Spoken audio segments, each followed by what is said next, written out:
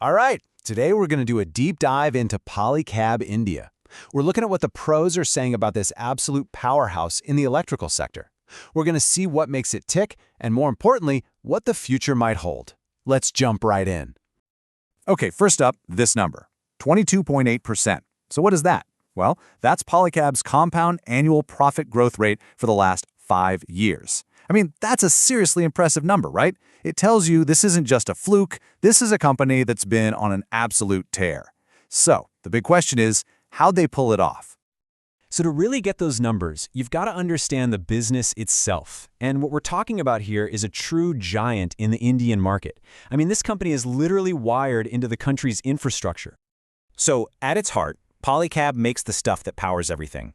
Cables and wires. You know, the essential arteries of modern life. But here's where their strategy gets really smart. They're pushing hard into what's called FMEG, fast-moving electrical goods. We're talking fans, lights, switches, all that stuff. It's a classic playbook, right? You dominate one area, then use that power to jump into new, faster-growing markets. And you can see that strategy perfectly in how they make their money. About 70% of their revenue, that comes from their bread and butter, the cables and wires business. Super stable, rock solid.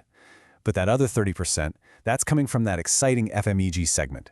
It's this great mix, you know? You get stability from the core, and then you get this huge growth potential on the side. Now, here's the thing. A great company is one thing, but a great company in a booming industry? That's a whole different level. And Polycab is riding some huge tailwinds right now. You've got massive government infrastructure projects, the Housing for All mission.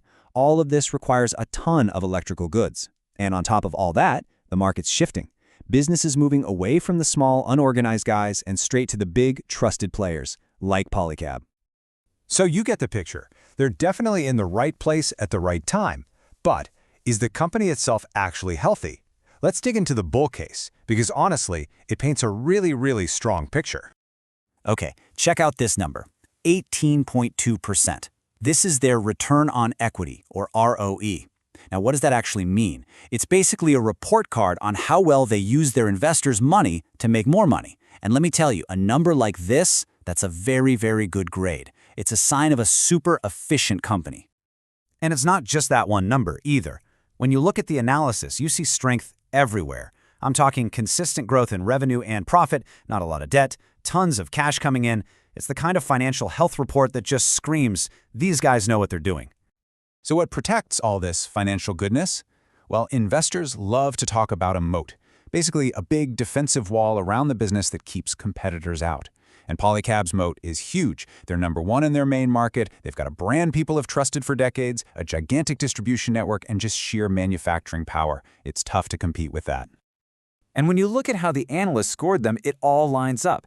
They get great marks for financial health, for their growth prospects, and look at that score for management quality. 8 out of 10.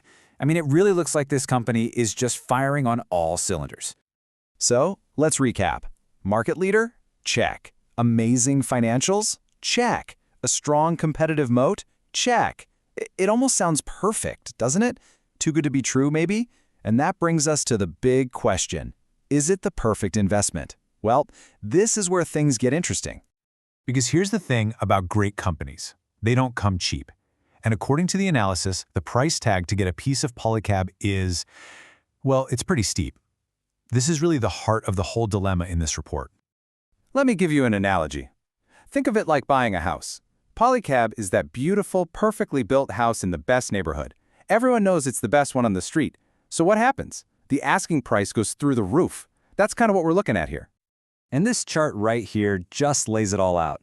Look at those scores. Financial health, solid. Growth, really good. And then, bam, valuation. It's a total outlier. The message couldn't be clearer. The analyst loves the company. They're just not so crazy about the price of the stock.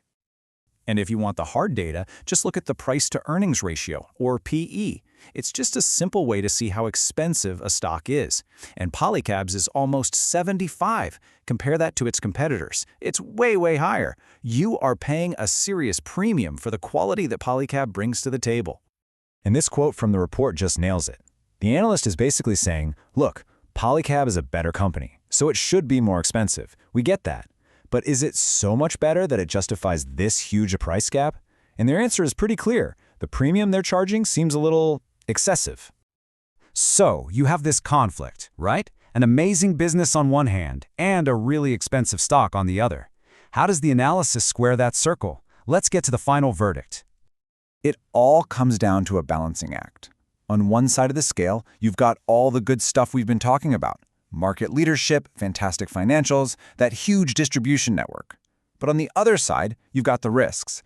And sitting right there at the top of the list, that valuation risk we just talked about. So to put an actual number on it, analysts use this tool called a discounted cash flow, or DCF. It sounds complicated, but it's really just a way of trying to predict all the cash the company is going to make in the future and then figuring out what that's worth in today's money. And after all that number crunching, the analysis suggests the fair value for Polycab should be around 8,250 rupees. And that brings us to the final call. And this might surprise you. Despite everything we said about the high price, the report actually gives it a buy recommendation. Why? Well, when the report came out, the stock was trading at about 7,290, so their target price of 8,250 still suggests there's some room to grow, about 13% upside.